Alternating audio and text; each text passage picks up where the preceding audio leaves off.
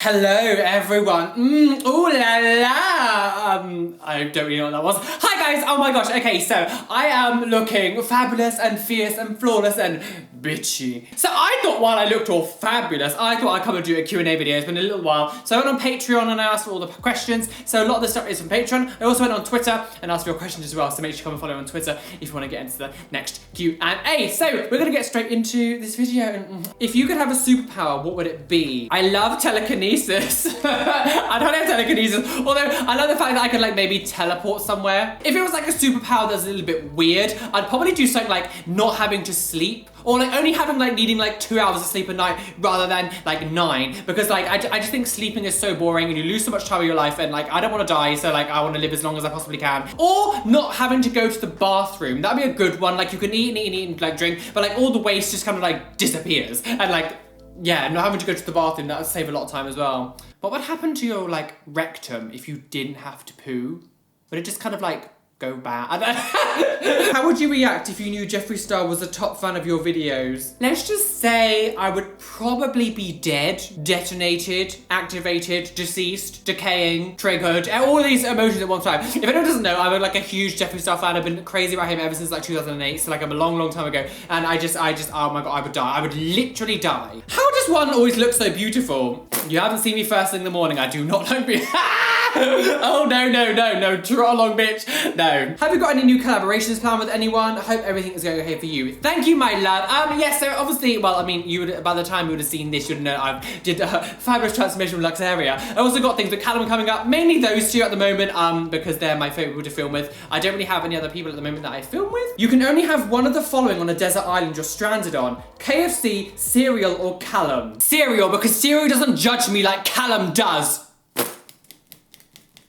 In a world where gender fluidity and variation is readily accepted and understood, what do you think would be different about your life? I don't know, it's hard to tell. Like, for me, it would just be more comfortable. Like, I'm very comfortable with who I am anyway, and it's not really an issue for me to go out, you know, with makeup on or whatever. Obviously, when I'm like this, it's not so much, but like, my general everyday wear, I'm wearing nail varnish and someone's wearing heels and stuff, like, that's not something that I worry about anymore. I think just the comfortability of knowing that no one's really judging. I think sometimes it can be a little bit anxious. You can get a bit anxious walking down the street sometimes with a certain group of people might go past, or you're going to like a certain area, you're not too sure, because sometimes when you go to a new area it can be quite daunting because you're not too sure what people are going to be like, you don't know how accepting they are, and I think knowing that everyone will be fine would be the sort of happiness I guess you would want from it. What is your favourite film of all time? Oh gosh, okay, so my favourite film that I have good memories of is The Grudge. It's one of my favourite films ever. I remember buying it. It's one of the first kind of films I probably purchased back in 2004, sorry. I remember being 14, I shouldn't have even bought it because you had to be 15 to buy it, but they sold it to me anyway. Naughty Roly. But I loved it so much, and it just brings back a lot of memories, and it's one of my favourite films. Also Hocus Pocus. I know it's a bit of a stereotypical one for gays to say, but like I love Hocus Pocus. It brings back a lot of memories. What is your favourite thing about being a YouTuber?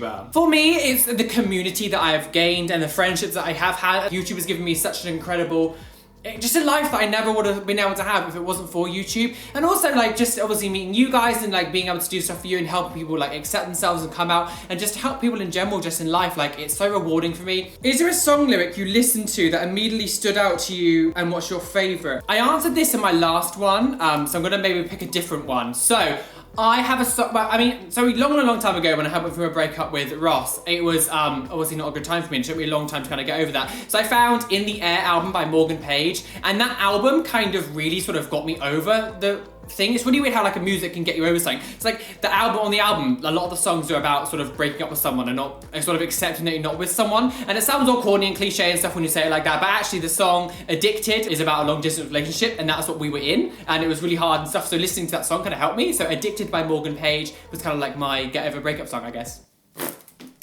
Where did you get your contact lenses from? I really want some. So funny you should ask. So I got these ones from a brand new site called Unique. So they did send me a load of contact lenses. I have already done a haul video, but I will put a link to these ones down in the description. And if you do use the affiliate code Roly, if you put in the checkout, you'll get 10% off your order. Yes, bitch. What do you think of people saying that pansexuality isn't real and saying that is the same thing as bisexuality?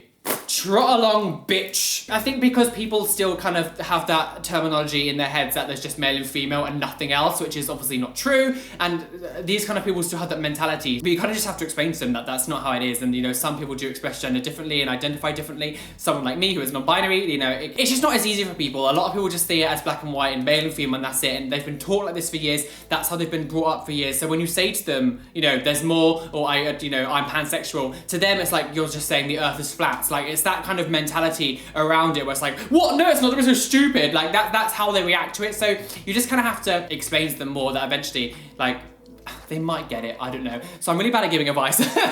How do you remain so confident even when everyone seems to be against you? You just have to remember that if anyone's gonna bring you down, if anyone's gonna say anything horrible to you, that it says so much more about their life and their pathetic existence than you. And people only lash out at other people, you know, normally when they're jealous or they're scared or they see, like, for me, in my case, people look at me and see someone who's so confident in who they are and it scares them and they get jealous and they're like, I wish I could be like that. So a lot of people will just come up with some horrible thing, like, you're disgusting, you should die, because it makes them panic and it freaks them out. And especially when, you know, I'm dressed up like this or, you know, anything like that, like, it scares people and that's how the reaction is. So I don't take it personally and I just think to myself, I love who I am and I love my life and I love, you know, what I do, and I love myself. Because of that reason, I just don't care what other people say about me. What other people's opinions of you are none of your business, as RuPaul says. Like, that's how it is. And I have more important things to worry about than what Susan thinks of me. Like, I just don't care. Like, I just don't care. So I really, really hope you enjoyed this drag edition Q&A video. I really hope you enjoyed it. Thank you guys for all your questions. I know it was like, to be honest, I didn't really give much of a notice for the questions, so I didn't have as many for this one, because I normally do obviously about 20 questions, but I didn't have that many because it was last minute. But anyway, guys, thank you so much for all your support. I love you so much. I really hope you enjoyed this fabulous, fabulous look. If you would like to watch how this was created, I'll put a link right down in the description, and I'll put a card as well that you can go click on, that you can go see the transformation video. Please hit the like button because that's really helped me out. Subscribe if you are new, and I'd be fabulous, amazing, be gay, be everything you want to be, and don't let any bitch that they take on you, because you are flawless. Yeah.